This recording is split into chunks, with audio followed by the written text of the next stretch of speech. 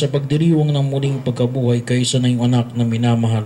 Amin nilalaan ang panahon, talino at yaman para ganapin na iyong kalooban ng kapwa-tao ay lubos sa damayan sa pagdiriwang namin sa aming pagsilang bilang mga kaanib na iyong sambayanan. Kami iyong pinagkakamit ng katayuang ganap sa pagkatangkilik.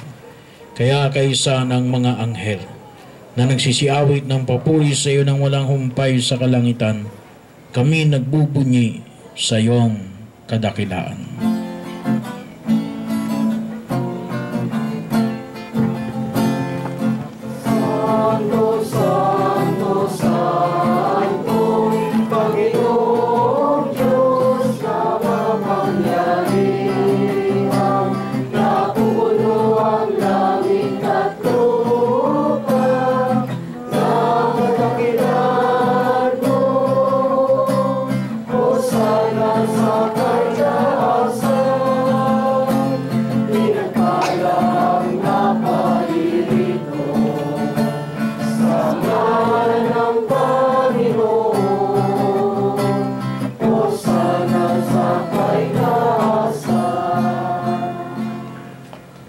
Ama naming banal, ikaw ang bukal ng tanang kabanalan, kaya sa pamagitan ng iyong Espiritu, gawin mong banal ang mga kaloob na ito upang para sa aming maging katawan at dugo ng aming Panginoong Heso Kristo.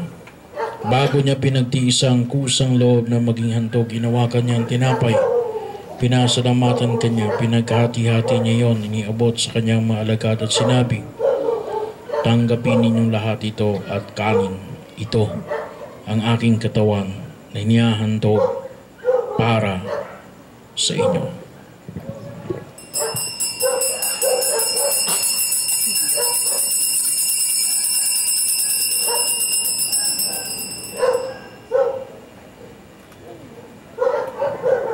Gayun din naman nung matapos sa ngapunan, hinawakan niya ang kalis, muli kanyang pinasalamatan. Iniabot niya ang kalis sa kanyang mga alagad at sinabi, tanggapin ninyo lahat ito at inumin ito ang kalis ng aking dugo ng bago at walang hanggang tipan. Ang aking dugo na ibubuhos para sa inyo at para sa lahat sa kapagpapatawad ng mga kasalanan. Gawin ninyo ito sa pag-alaala sa akin.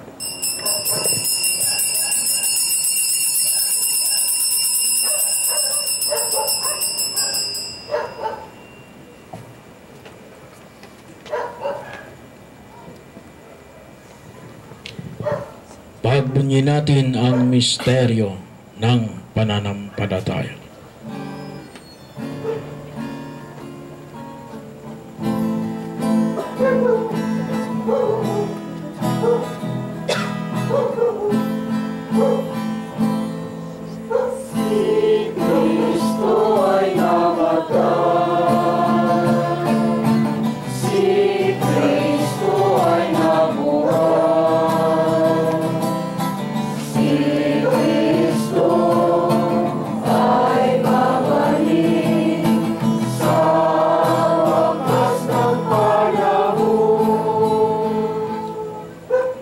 Ama, ginagawa namin ngayon ang pag-alala sa pagkamatay at muling pagkabuhay ng anak at nialay namin sa iyo ang tinapay na nagbibigay buhay at ang kalis na nagkakaloob ng kaligtasan.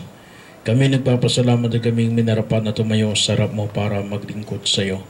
Sinasamo namin kami magsasalo-salo sa katawan at dugo ni Kristo ay mabuklod sa pagkakaisa sa pamagitan ng Espiritu Santo. Ama, lingapin mo yung simbahang laganaw sa buong daigdig, puspusin mo kami sa pag-ibig kaysa ni Francis, ni Benaventura, at ang lahat ng kaparian. Alalahanin mo rin ang mga kabatid naming nahimlay na may pag-asang sila'y muling mabubuhay. Gayon din ang lahat ng mga pumanaw. Kaawaan mo sila at patuloyin sa iyong kaliwanagan. Kaawaan pagintapatin kami lahat na makasalo sa iyong buhay na walang wakas. Kaysa ng mahal na Birheng Maria na ina ng Diyos, ni San Jose na kanyang esposo, ng mga apostoles, ni San Martir at ang lahat ng mga banal na namuhay dito sa daigdig ng kalugod-lugod sa iyo. Maipagdiwang nawa namin ang pagpupuri sa kararangal mo sa magitan ng iyong anak na aming Panginoong Heso Kristo.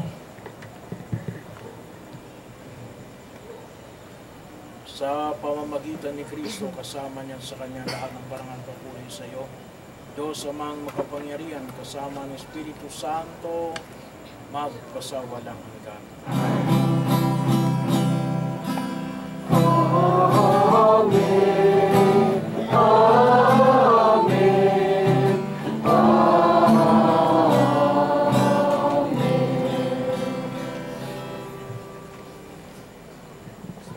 So kapag tinanong kayo kung kamusta na kayo, anong sasagot ninyo? Hindi lang basta mabuti. Mas maigi kaysa sa dati. Ano? So, mas maigi kaysa sa dati. Ano? Hindi pwedeng katulad lang ng dati. Ano? Hindi pwedeng katulad lang kahapon. Ano? Dapat mas maigi kaysa sa dati. Kamusta na kayo? So dapat po ang ating buhay, hindi lamang buhay pisikal, kundi ang buhay espiritual ay palaging mas maigi kaysa dati. Kaya tamang-tamang tumawag tayo sa ating Ama upang tayo tulungan na makamit ito.